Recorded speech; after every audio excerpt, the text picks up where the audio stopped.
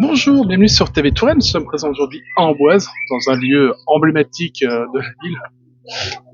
On va dire c'est que le château d'Amboise, si on peut dire ça comme ça.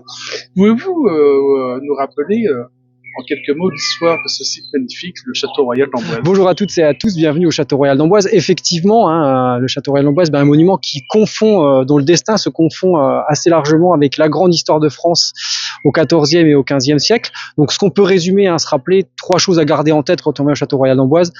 Le lieu d'expression du pouvoir royal à la Renaissance. Les rois de France à la Renaissance passent une partie de leur séjour ici à Amboise. C'est le lieu de sépulture de Léonard de Vinci. On sait que Léonard a passé les 3 dernières années de sa vie au Clos Lucé et il est enterré ici au Château Royal dans la chapelle Saint-Hubert.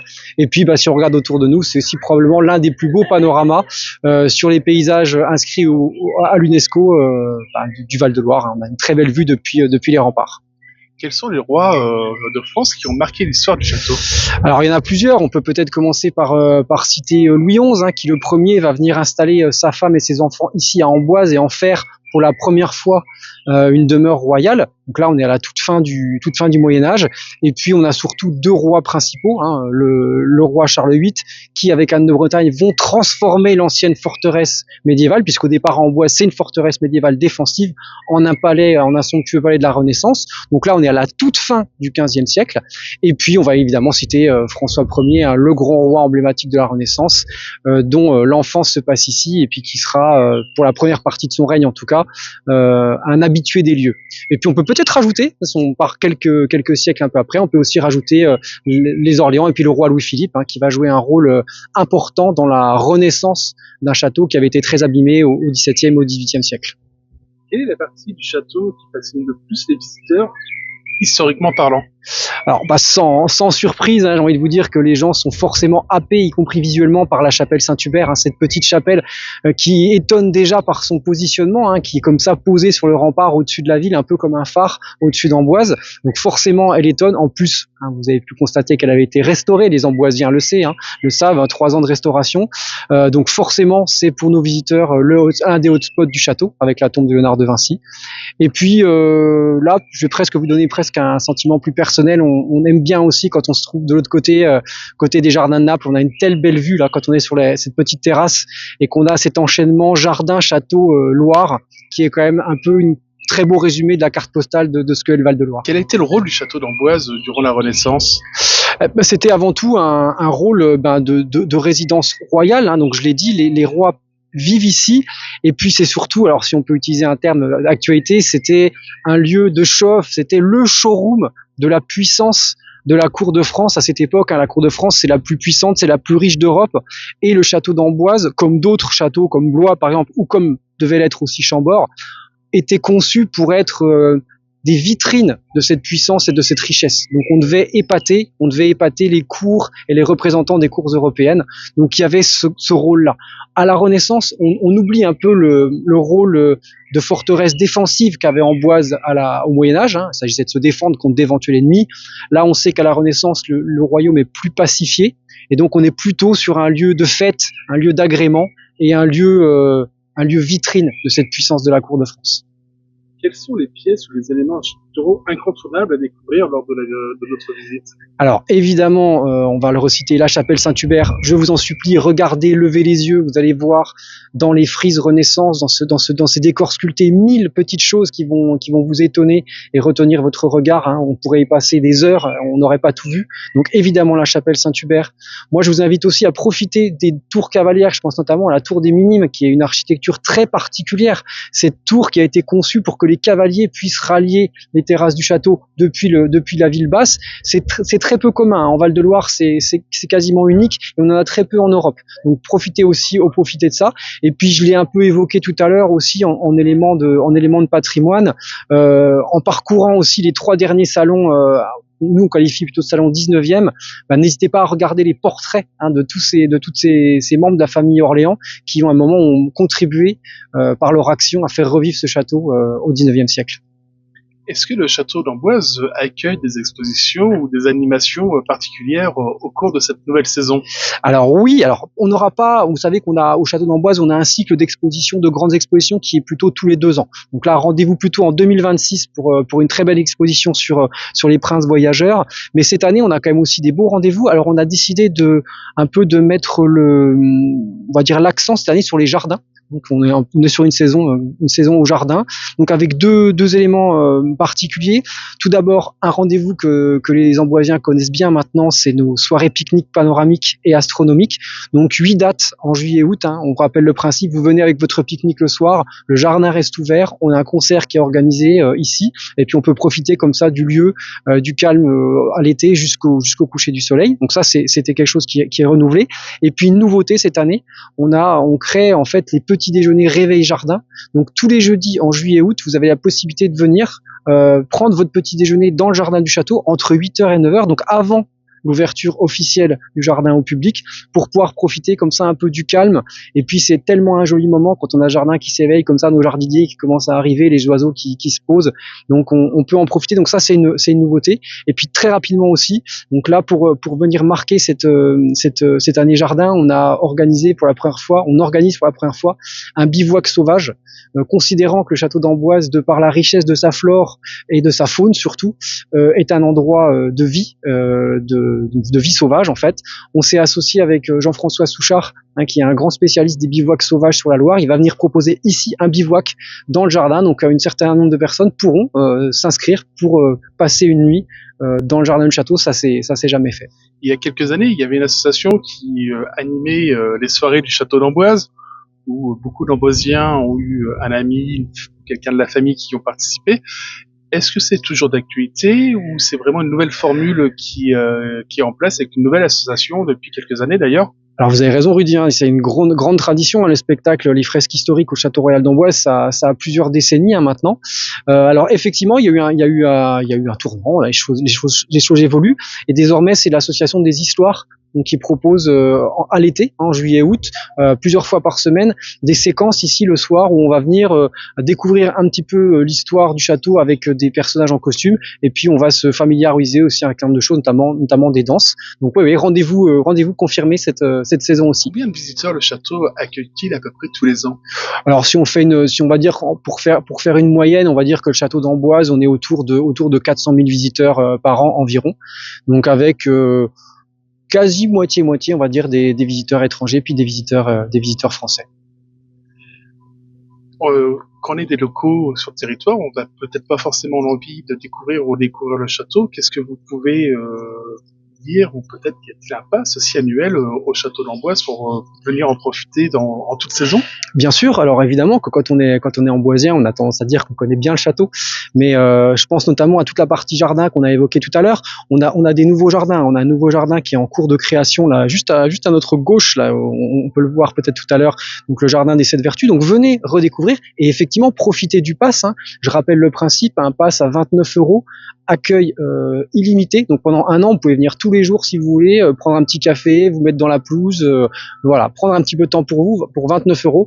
Ça, je pense que l'intérêt est là. On va peut-être parler d'un peu de mythe et de légende locale. Il paraîtrait qu'il y aurait eu un tunnel entre le château d'Amboise et le Clos Lucé. Est-il avéré ou pas? Alors c'est vrai que l'histoire fait parler, l'histoire est belle.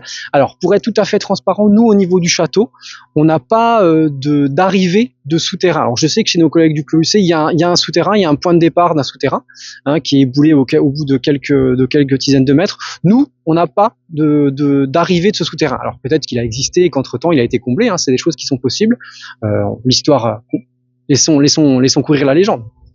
Et une autre légende, encore une nouvelle fois, de souterrains qui relieraient le château d'Amboise et l'île Saint-Jean, pour les néophytes, l'île d'Or, où à l'époque où il y avait une commanderie qui était basée dessus.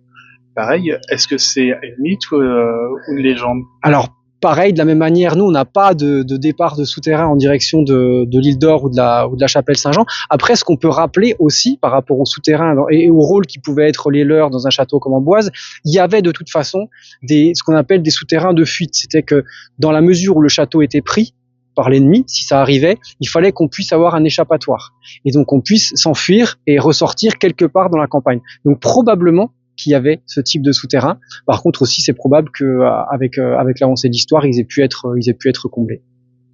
Dans l'imaginaire de l'Amboisien, et pas que, on imagine que le château, à une certaine époque, était quasiment identique à l'heure actuelle. On peut découvrir des maquettes au sein du château, ou même, on va dire, une visite virtuelle.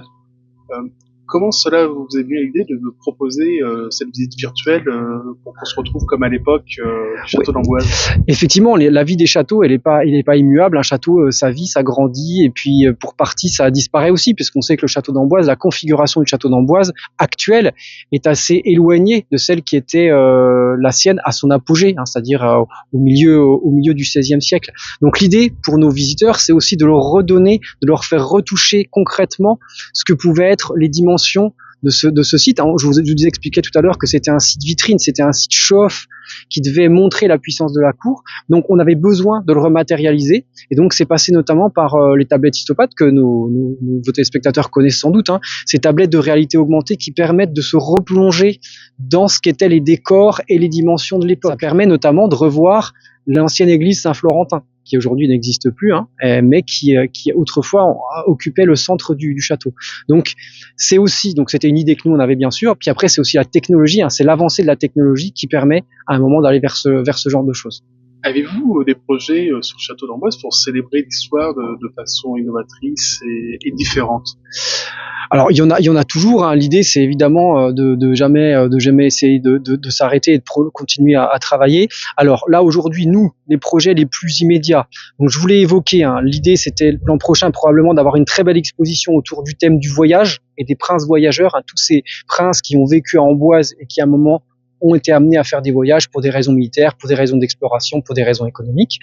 On continue à travailler et on continue à améliorer les contenus de l'Histopad. On le refait par exemple avec la salle Abdelkader qui a été mise en place. Donc là, il y a des contenus qui ont été redéveloppés, aussi des choses par rapport à la chapelle. Et puis, mais ça c'est à plus long terme. On sait qu'on aura aussi un travail. On espère. Il y a le projet Grand Logis, hein, alors là, on est plutôt à l'échéance de plusieurs années. On espère pouvoir rouvrir de nouvelles salles dans le château. Et quelle démarche le château a-t-il engagé pour la préservation du patrimoine et le développement durable et aussi la protection de l'environnement? Alors Rudy, on en a un très bon exemple là sous nos yeux, puisque je vous ai expliqué qu'on avait créé en fait là le nouveau jardin des 7 vertus. Donc pour les Amboisiens qui connaissent bien les lieux, on est sur l'esplanade, hein, juste à côté de la chapelle Saint-Hubert, côté ville. Et avant, pour ceux qui connaissent, il y avait un espèce de, alors nous on appelait ça le paillasson. En fait, on avait une étendue d'herbe qui était sans grand usage, où étaient avant situés les gradins du spectacle de Lara. C'était un élément qui est très gourmand en eau. De la pelouse, si vous arrosez pas, ça devient sec et ça devient pas beau. Sauf qu'aujourd'hui, en 2025, il faut faire attention à nos usages, hein, notamment à l'usage de l'eau. Donc, on a décidé de transformer ce jardin en retirant en fait la partie pelouse et en y intégrant à la fois des mûriers pour rappeler l'histoire de Louis XI, et puis en intégrant toute une série de plantes et d'essences méditerranéennes qui elles sont très peu demandeuses en eau et en ressources et en arrosage. Donc, ça fait partie des éléments. Hein. Alors, Jean-Louis Sureau, à son époque, l'ancien directeur, avait déjà engagé beaucoup de choses à ce niveau-là pour que dans le jardin, on puisse préserver la ressource. C'est des choses qu'on poursuit, puisque cette démarche dans le jardin a été aussi faite, pour ceux qui connaissent, au niveau du jardin de Naples. Pareil, on avait 6 carrés d'herbe qui historiquement n'avaient pas un grand intérêt et qui de la même manière ont été remplacés par des éléments à la fois minéraux et puis des végétaux peu demandeux en eau.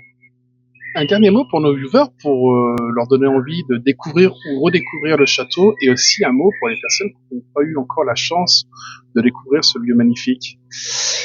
Que vous dire sinon que je pense que tous les collègues et moi-même on a un vrai plaisir à travailler ici, on a un vrai plaisir à partager ce lieu, parce que au-delà du fait que c'est notre travail, c'est un endroit qu'on aime.